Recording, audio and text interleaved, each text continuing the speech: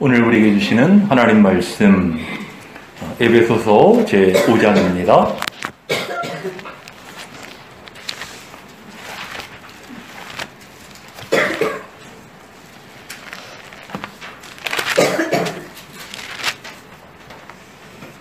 (15절로) 21절까지의 말씀을 한 절씩 교독하시겠습니다.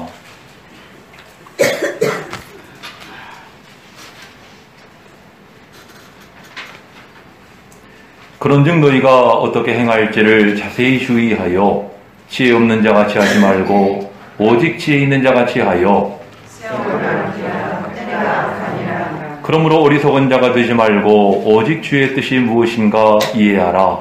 술 취하지 말라. 이는 방탕한 것이니 오직 성령으로 충만함을 받으라. 시와 찬송과 신령한 노래들로 서로 화답하며 너희의 마음으로 주께 노래하며 찬송하며 범사에 우리 주 예수 그리스도의 이름으로 항상 아버지 하나님께 감사하며 다 같이 그리스도를 경외함으로 피차 복종하라. 아멘. 요즘 세상 돌아가는 일을 보면 뭐 하나 신나는 일이 잘 보이지 않는데 그 가운데도 한 사람 때문에 뭐 여야 남녀노소를 초월해서 참 우리를 신나게 하는 한 사람이 있죠. 그 사람이 바로 축구 선수 손흥민입니다. 손흥민 싫어하는 사람은 아무도 없는 것 같아요. 네. 참 우리나라 참 이번에 그 잉글랜드 프리미어리그에서 아시아 선수로서는 최초로 이제 다득점 득점 왕의 자리에 올랐는데요. 참 경사스러운 일입니다. 여러분들 잘 아시겠습니다만은 손흥민 선수는 왼발 오른발 양발을 자유자재로 사용할 수가 있고 주어진 기회를 잘 포착할 뿐만 아니라 스스로 기회를 만들어내기도 하는 유능한 골게터입니다. 그만큼 아주 훈련을 거듭했고요. 또 상대 선수의 심리를 간파하는 그런 능력도 익혔다는 것입니다. 그런 아주 월드 클래스 이제 반열에 오른 손흥민 선수인데요. 그런 선수도요. 이 골키퍼와 1대1 상황과 같은 아주 절호의 찬스를 놓칠 때가 있어요. 이번에 그 마지막 경기, 우리 이번에 경기에도 그런 장면이 하나 있더라고요.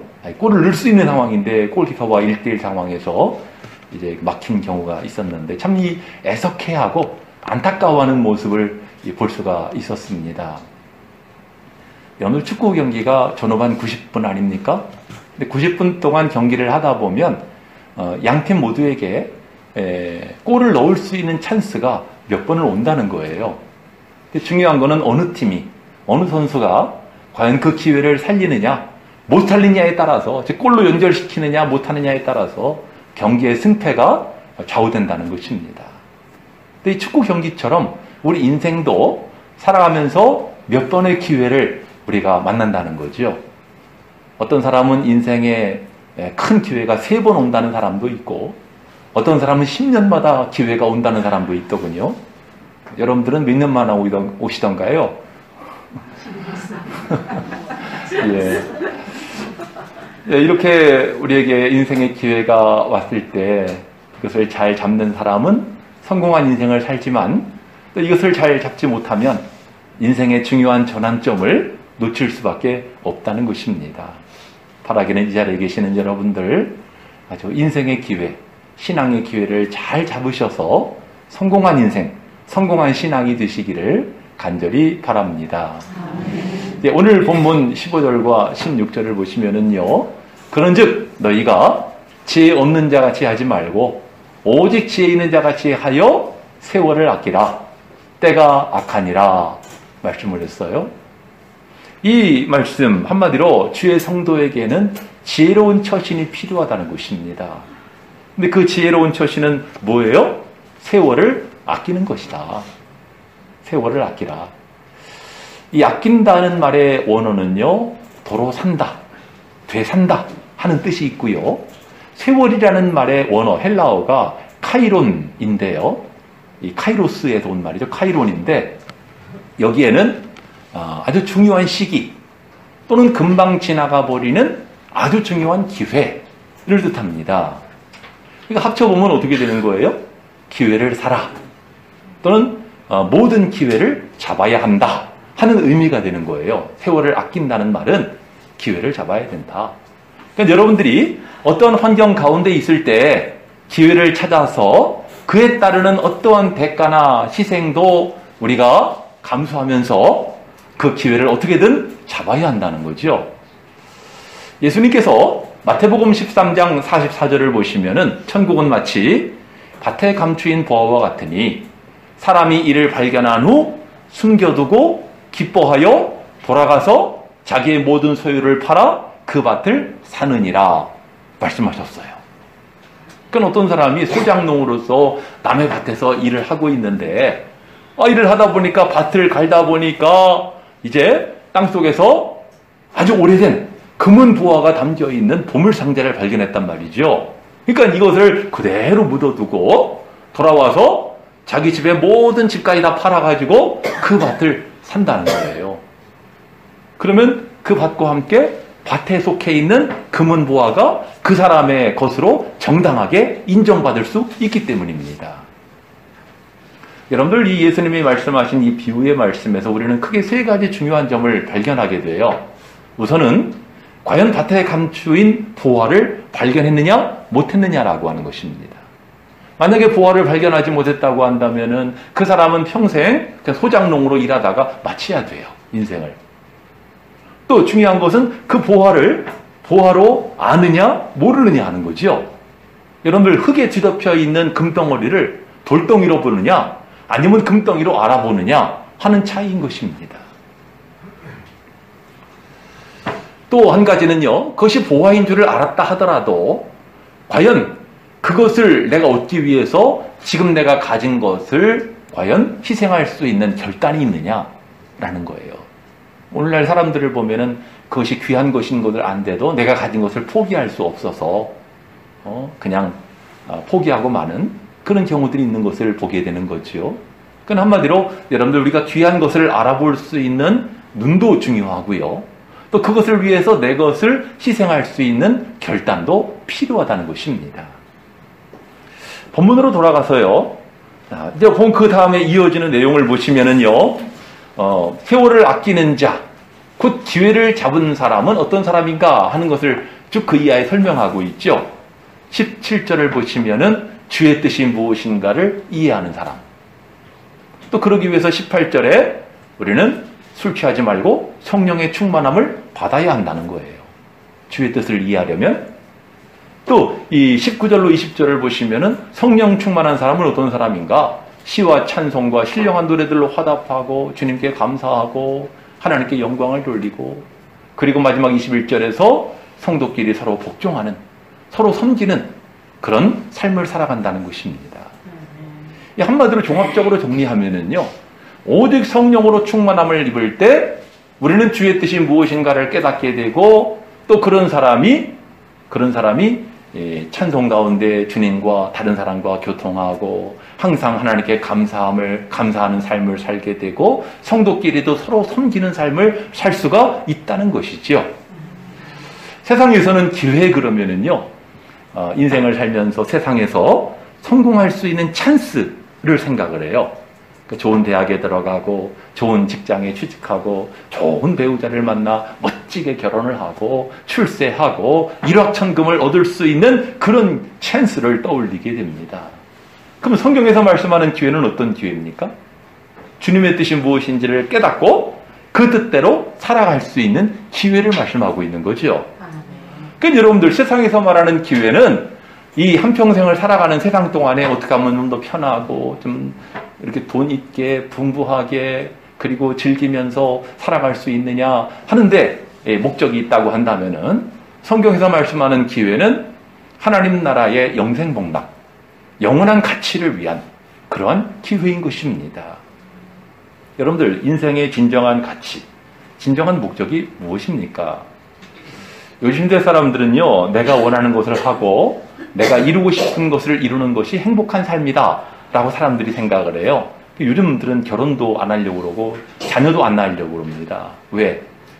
결혼하고 자녀를 낳으면 구속이 된다고, 내가 나의 인생을 살아야 되겠다고, 그런 시대가 됐는데요. 여러분들, 내가 원하는 것을 이루고 내가 하고 싶은 일을 하고 내가 이루고 싶은 것을 이룬 그런 사람들이 그러면은 말년에 가가지고 과연 행복한 삶을 살았다. 또는 뭐 내 인생은 가치 있고 보람이 있었다. 그렇게 과연 말하느냐는 것입니다. 대부분의 사람들을 보면은 그런 자기가 원하는 삶을 살아놓고도 마지막에 가서는 참 부질없다, 헛되다 이렇게 이야기를 한다는 거죠. 왜 그런 것입니까? 왜 자기가 원하는 대로 살아놓고 왜 부질없다고 그러고 왜 헛되다고 말하는 거예요? 그 이유는요, 하나님께서 우리 인간을 지으실 때 하나님의 형상대로 지으셨죠? 또 영적인 존재로 지으셨어요.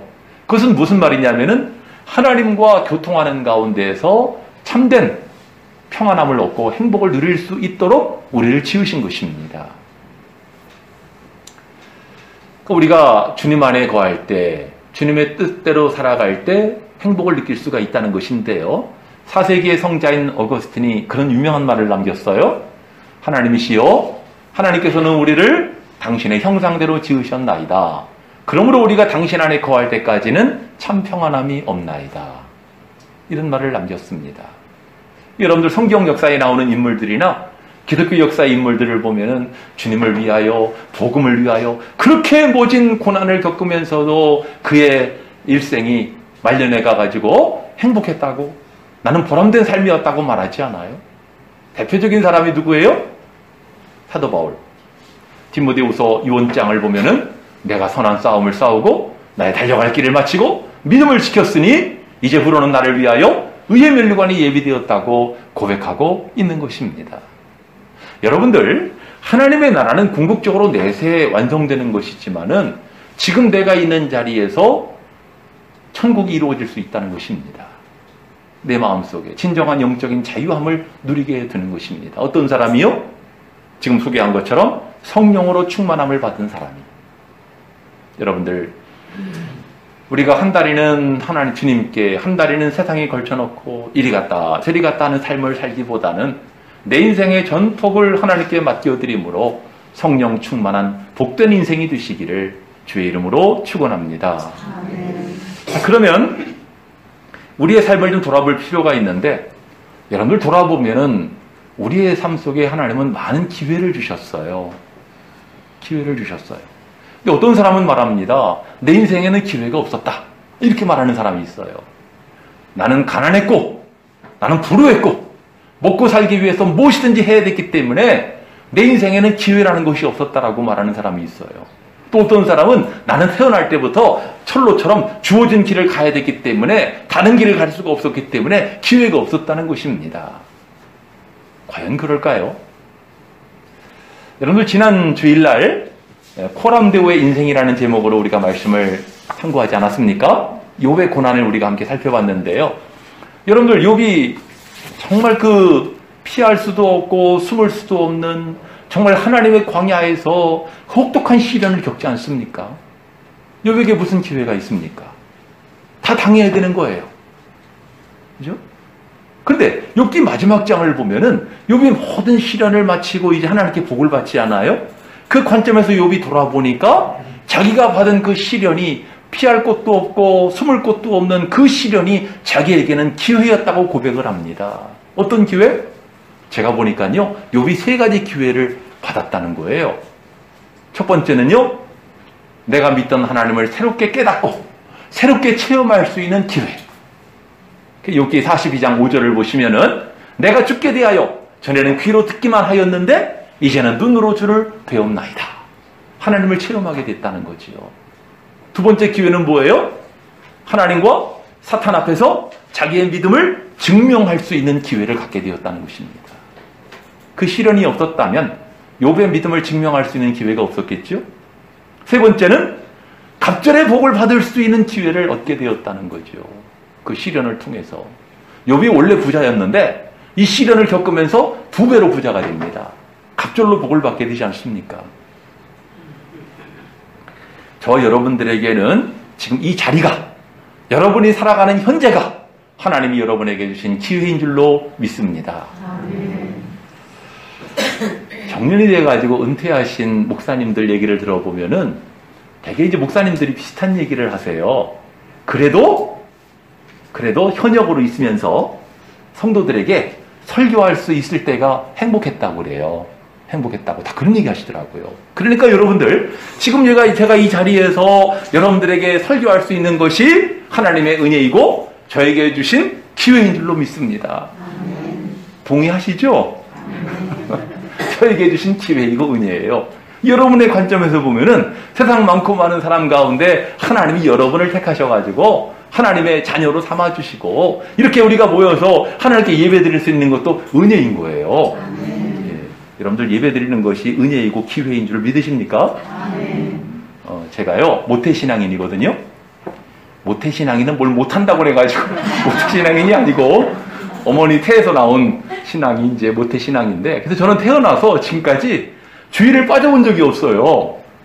주일을 빠져볼 수가 없었어요. 왜냐하면 아버지가 목사님이라 주일날은 무조건 교회를 가야 되는 거야. 원튼 원치 않든.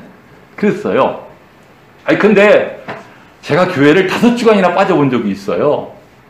바로 군대 입대했을 때. 훈련병 교육을 받느라고 5주간 동안 교회를 못 갔어요. 주일날 뭐 해요? 훈련받고 목봉체조하고 막 이랬습니다. 목봉체조 뭔지 알죠?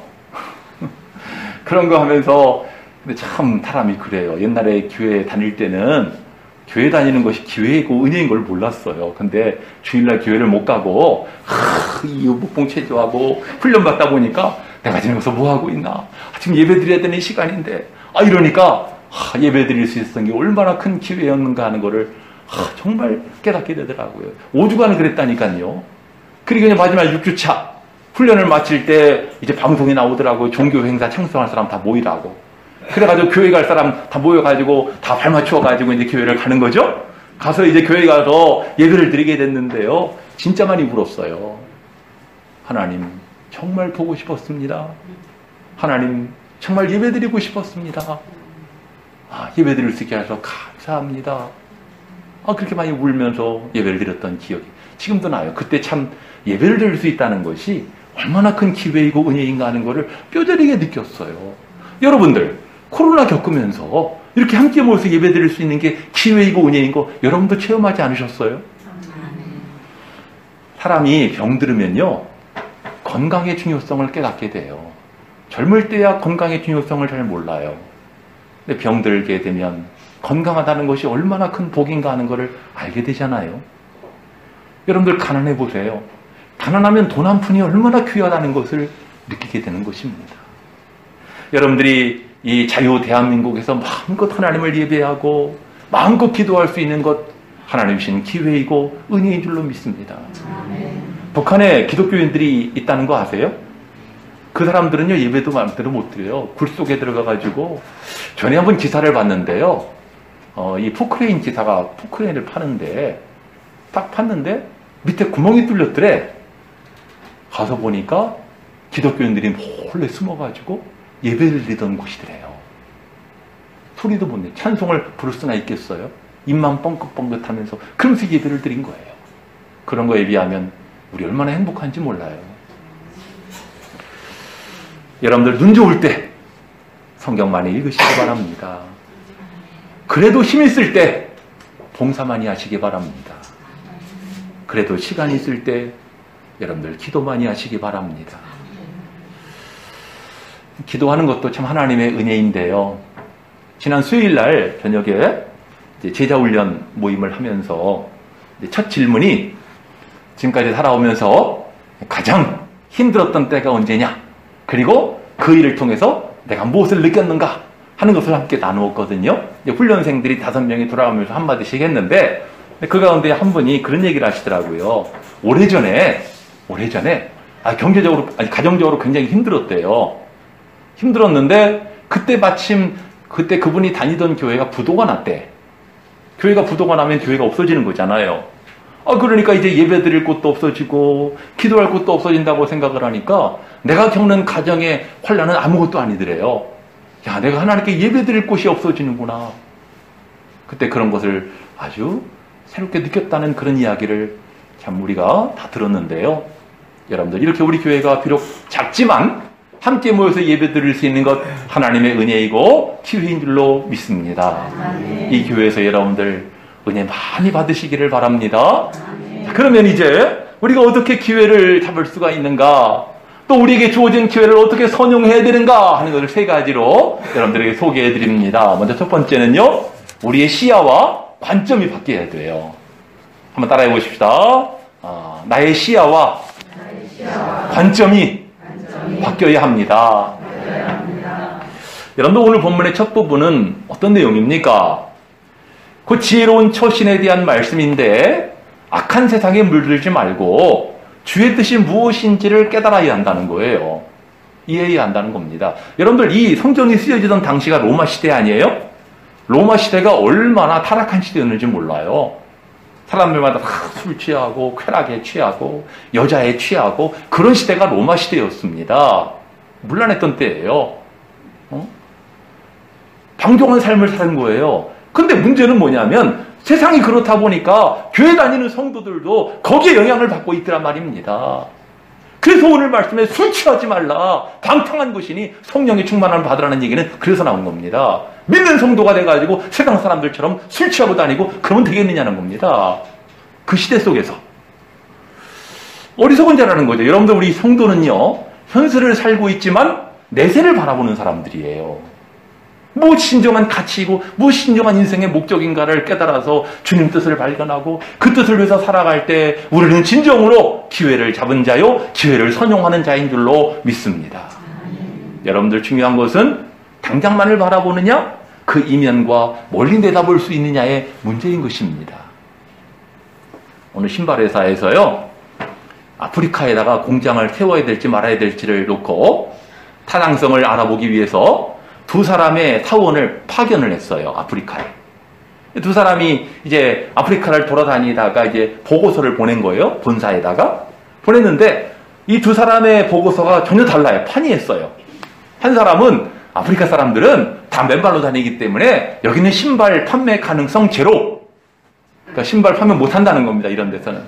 근데 또 한 사람은 이 아프리카 사람들은 다 맨발로 다니기 때문에 신발을 잘 홍보하면은 신발 판매 가능성 무궁무진, 이렇게 보낸 거예요.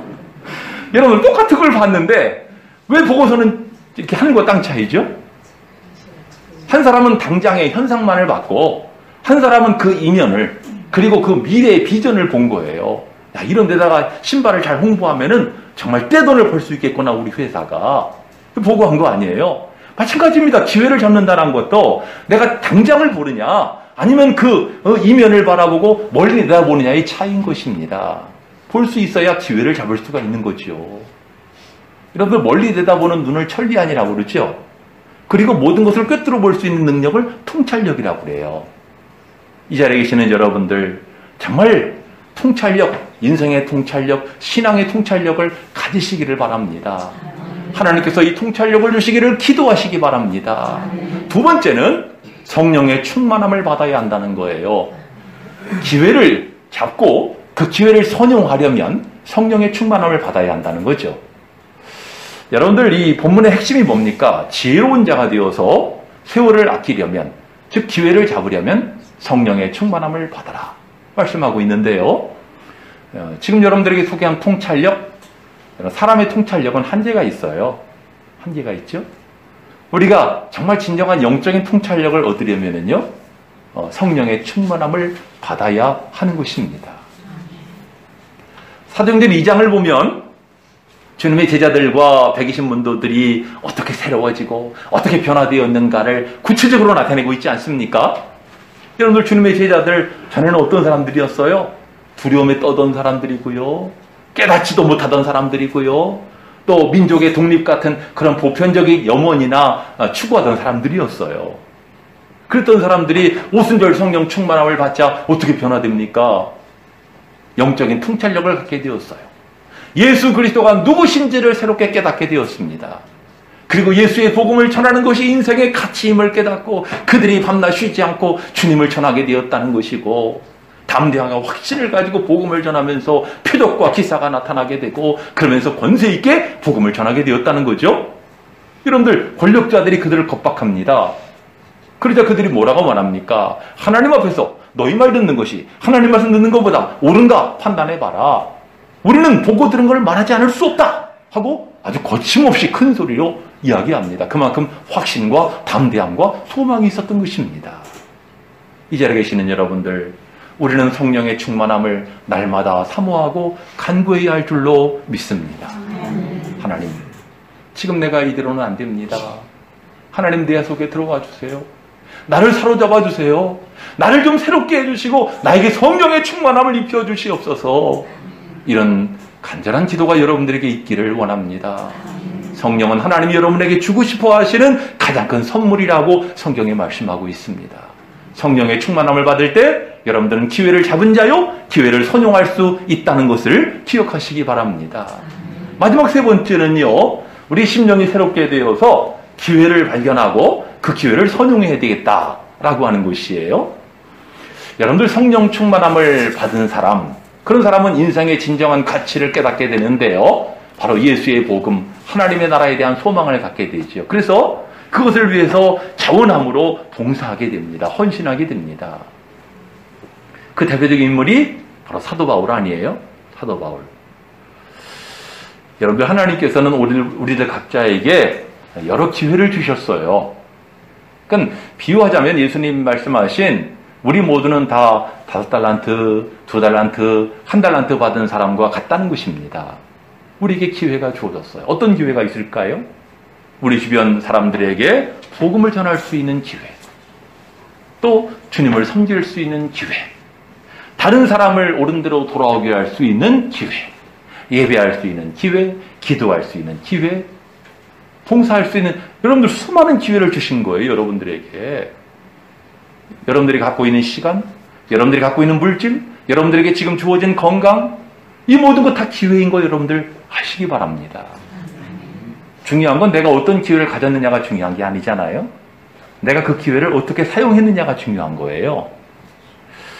오늘 본문 가운데 마지막 석절을 보시면은요, 신령한 노래로 교제하며 항상 하나님께 감사하며 성도 간에 피차 복종하라, 섬기라 말씀하고 있는데, 이것이 바로 성령 충만한 사람의 모습이잖아요. 동시에 기회를 선용하는 사람의 모습인 것입니다. 여러분들, 저나 여러분이나 다 똑같이 하루에 24시간을 살아요. 25시간 사는 사람 없습니다. 똑같이 24시간을 살아요. 우리는 똑같은 주님을 섬기고 있죠? 똑같은 예배를 드리고 있고요. 똑같은 교회에 소속되어 있는 사람들이에요. 이 자리에 계시는 여러분들은 다 새로운 교회 권속들 아닙니까? 일부 예배 때는 또 외부 분들도 오셨지만은, 여러분들은 다 우리 새로운 교회에 속한 사람들입니다. 그러니까 우리가 똑같은 시간, 똑같은 환경, 똑같은 장소에서 신앙생활을 하고 있지만 각 사람의 믿음의 퀄리티는 다 다르다는 거예요. 다르다는 것입니다. 눈에 보이지 않는 그 사람의 믿음은 똑같지가 않다는 거죠. 무슨 차이일까요? 하나님이 나에게 주신 기회를 발견하고 이것을 선용했느냐, 낭비했느냐 하는 차이인 것입니다. 5달란트, 2달란트 받은 사람과 1달란트 받은 사람이 같지 않잖아요. 달란트를 받은 사람은 3사람이지만 부리는 둘로 나뉘어져요. 5달란트 받은 사람, 2달란트 받은 사람과 1달란트 받은 사람. 2사람은 주인이 준 기회를 선용한 사람이고, 1사람은 낭비한 사람입니다. 가지고 있는 것을. 여러분도 똑같이 예수를 믿고 있는데 어떤 사람은 교회를 다니면서도 도대체 신앙생활을 하는 건지 안 하는 건지 별로 얼굴에 기쁨도 없고 예수 믿는 즐거움도 없고 소망도 없는 것 같고 살아가는 모습이 세상 사람이나 다를 것이 없는 그런 사람이 있는 반면에, 어떤 사람은 예수를 믿으면서 기쁨이 넘치고 소망이 넘치고 감격이 넘치고 이런 삶을 살아가는 사람들이 있단 말이죠. 왜 이런 차이가 있냐 말이에요. 똑같은 예수를 믿는데 예수님이 달라요? 똑같은 예수를 믿는데 왜 이렇게 다르냐는 거죠. 우리 어떤 사람이 되어야 되겠습니까? 주님 주신 참 소망과 기쁨의 기회를 여러분들 선용하시기 바랍니다. 주님 안에 거하는 즐거움을 누리시기를 바라고 자원함으로 주님을 섬기실 수 있기를 바랍니다. 이 자리에 계시는 여러분들 모두가 다 예수 믿는 즐거움과 기쁨으로 가득하시기를 주의 이름으로 축원합니다. 우리 찬송 부르시고 결단의 기도 드리시겠습니다. 191장입니다. 힘차게 부르시고 기도하겠습니다.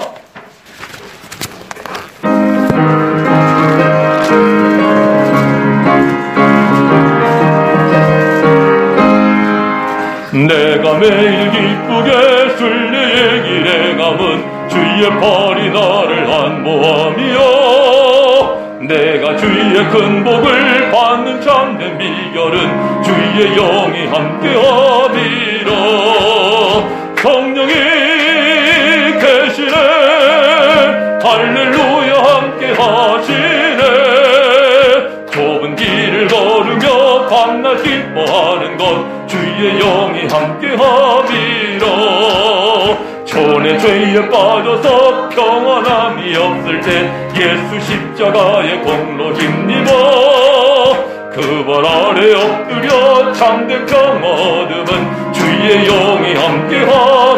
아멘. 성령이 계시네, 할렐루야 함께하시네. 좁은 길을 걸으며 밤낮 기뻐하는 것 주의 영이 함께함이라. 나와 동행하시고 모든 염려하시니 나는 숲의 새와 같이 기쁘다. 내가 기쁜 마음으로 주의 뜻을 행함은 주의 영이 함께함이라. 성령이 계시네, 할렐루야 함께하시네. 좁은 길을 걸으며 밤낮 기뻐하는 것 주의 영이 함께함이라. 세상 모든 욕망과 나의 모든 공은 십자가에 이미 못을 박았네. 어두운 밤이 지나고 무거운 짐 벗으니 주의 영이 함께함. 아멘. 성령이 계시네, 할렐루야 함께하시네. 좁은 길을 걸으며 밤낮 기뻐하는 것 주의 영이 함께함이라. 우리 다 눈을 감고 우리 다 함께 이 시간 오른손을 높이 드시기 바랍니다. 주님, 내가 여기 있습니다. 나에게 임하여 주시고 성령으로 충만하게 하여 주시옵소서. 우리 다 같이 한 목소리로 기도하시겠습니다. 주여, 사랑하시는 우리 아버지 하나님, 이 시간 저희들 기도합니다. 하나님, 저희들 주님께서 주신 인생의 기회, 신앙의 기회를 우리가 잘 잡아야 되겠습니다. 선용해야 되겠습니다. 이를 위해 오늘 말씀과 같이 우리의 시야가 새로워지게 하여 주시옵소서. 인생의 통찰력을 얻게 하여 주시옵시고 무엇보다 성령의 충만함을 받아 우리에게 주신 기회를 발견하고 이를 선용하기를 원합니다. 하나님, 우리 심령이 새롭게 되어지기를 원합니다. 하나님, 우리에게 찾아와 주시옵시고 우리에게 주신 큰 은혜와 기쁨을 누리는 주의 성도들 다 되게 하여 주시옵소서. 우리 입술의 시와 찬미와 신령한 노래들이 넘쳐나게 하여 주시옵시고 우리 교회가 하나님을 섬기는 기쁨으로 은혜로 충만한 하나님의 교회가 되어지기를 원합니다. 이제 낙한 주의 성도들 가정들을 기호하여 주시옵시고 흑암의 권세들이 범죄하지 못하게 하옵시고 오직 성령이 함께 하시는 주님의 교회, 주님의 성도들이 다 되게 하여 주시옵소서. 주님 영광 받아 주시옵소서. 손 다 내리시겠습니다. 제가 기도합니다. 사랑의 주님, 하나님께서는 우리들 각자에게 인생의 기회를 주신 줄로 믿습니다.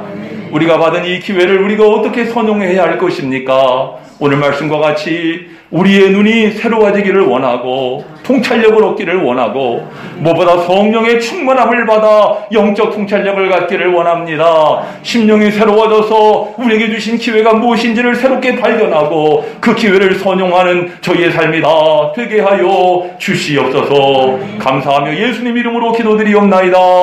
아멘.